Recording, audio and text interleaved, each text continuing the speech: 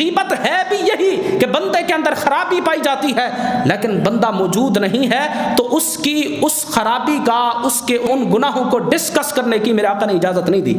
बंदा बैठा है, उसके सामने आप बात करें ना मुंह पर, ताकि वो अपनी गलतियों को दिफा करे।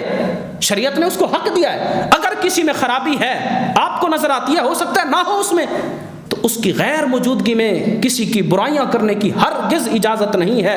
अगर वो मौजूद है, आप समझते हैं कि उसमें फला खराबी है, उसके मुंह पर कहो ताकि वो अपनी खराबी का दिफा करे और बताए कि वाकई मेरे अंदर मौजूद है, तो वो तौबा करेगा। अगर मौजूद नहीं है, आप गलत फहमी में हैं, तो फिर बताएगा कि जनाब आप गलत फहमी में हैं, मेरे अंदर ये खराबी नहीं पाई जाती। तो गीबत क्या है कि किसी की गैर मौजूदगी में, किसी मुसलमान भाई के ना होते हुए उसकी किसी ऐसी खराबी का जिक्र करना जो उसके अंदर मौजूद हो, ये गीबत है। अगर मौजूद ना हो, ये तो उस पर बुहतान है, और बुहतान लगाने की सजा शरीयत के अंदर 80 कोड़े हैं।